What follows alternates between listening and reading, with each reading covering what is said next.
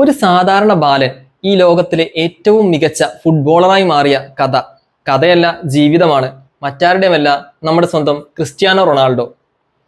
1985 ഫെബ്രുവരി 5 പോർച്ചുഗലിലെ മദേറ ഐലാൻഡിലെ ഫൂൻഷാൽ എന്ന ചെറിയ പട്ടണത്തിലെ ഒരു കൊച്ചു വീട്ടിൽ അദ്ദേഹം ജനിച്ചു വീണു. മുഴുവൻ പേര് Cristiano Ronaldo dos Santos Aveiro.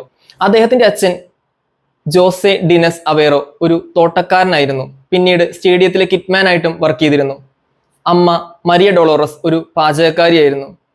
പട്ടിണിയുടെയും ദാരിദ്ര്യത്തിന്റെയും നടുവിലേക്കാണ് നമ്മുടെ റൊണാൾഡോ ജനിച്ചു വീഴുന്നത്.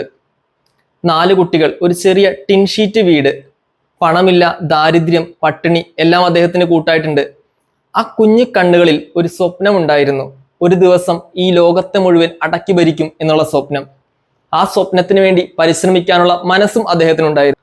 അദ്ദേഹത്തിന്റെ കുട്ടിക്കാലത്ത് തന്നെ ഫുട്ബോളിനോടുള്ള പ്രണയം വലുതായിരുന്നു.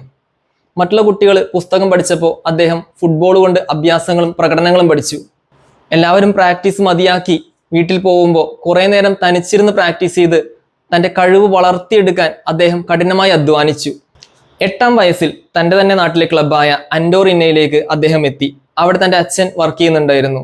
പിന്നീട് നാഷണൽ ക്ലബിലും അദ്ദേഹം തൻ്റെ ബാലപാഠങ്ങൾ അഭ്യസിച്ചു.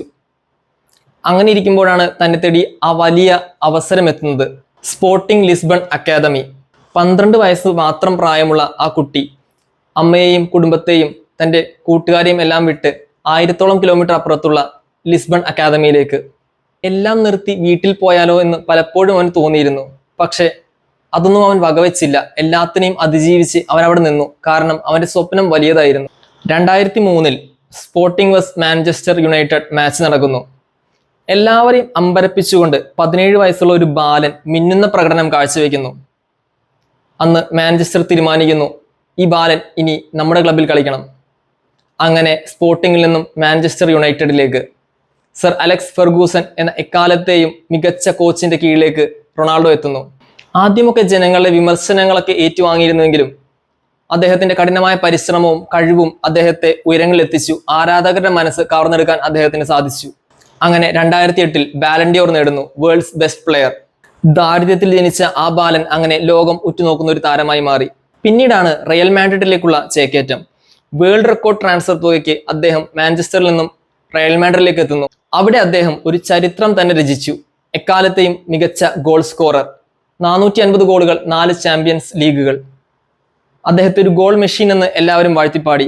അങ്ങനെ 2016 തന്റെ സ്വന്തം ജന്മനാടായ പോർച്ചുഗലിന് വേണ്ടി യൂറോ കപ്പും സ്വന്തമാക്കാൻ അദ്ദേഹത്തിന് സാധിച്ചു. എണ്ണിപ്പറഞ്ഞാൽ തീരാത്തത്ര റെക്കോർഡുകൾ സമ്പാദിച്ച് അദ്ദേഹം ലോകത്തിലെ ഏറ്റവും മികച്ച കളിക്കാരനായി മാറി. ദാരിദ്ര്യവും വിമർശനവും ഒറ്റപ്പെടലും അങ്ങനെ ഒരുപാട് പ്രതികൂല സാഹചര്യങ്ങളെ അതിജീവിച്ചാണ് റൊണാൾഡോ നമുക്ക് മാതൃകയായി തീരുന്നത്. ഒരു ചെറിയ വീട്ടിൽ പണമില്ലാതെ ദാരിദ്ര്യത്തിന്റെ നടുക്ക് നിന്നുകൊണ്ട് ഒരു ബാലൻ സ്വപ്നം കാണുന്നു. ഇന്ന് അവൻ ലോകം കണ്ട എക്കാലത്തെയും മികച്ച ഫുട്ബോളറായി മാറുന്നു. ജീവിതവും സാഹചര്യങ്ങളും അവന് പ്രതികൂലമായിരുന്നു. പക്ഷെ പ്രതികൂല സാഹചര്യങ്ങളെ അനുകൂലമാക്കി മാറ്റിയെടുത്തത് അവന്റെ നിശ്ചയദാർഢ്യവും കഠിനമായ അധ്വാനവുമാണ്. അവനൊരു സ്വപ്നം ഉണ്ടായിരുന്നു. ആ സ്വപ്നത്തിന് വേണ്ടി കഠിനമായി അധ്വാനിക്കാനുള്ള മനസ്സും ഉണ്ടായിരുന്നു. ഇന്ന് നിങ്ങളൊരു തകർച്ചയുടെ വക്കിലാണോ, അല്ലെങ്കിൽ പ്രതികൂല സാഹചര്യങ്ങളിൽ പതറി നിൽക്കുന്ന ഒരു അവസരമാണോ? സ്വപ്നം കാണുക, ആ സ്വപ്നത്തിന് വേണ്ടി പ്രവർത്തിക്കുക, കഠിനമായി അധ്വാനിക്കുക. കാരണം നമുക്ക് മുന്നിൽ 1000 എക്സാമ്പിളുകൾ ഉണ്ട് വിജയിച്ചവരുടെ. നാളെ നമ്മളും വിജയിക്കുമെന്ന പ്രതീക്ഷയിൽ നമ്മുടെ ലക്ഷ്യങ്ങൾക്ക് വേണ്ടി കഠിനമായി പ്രവർത്തിക്കുക. All the best.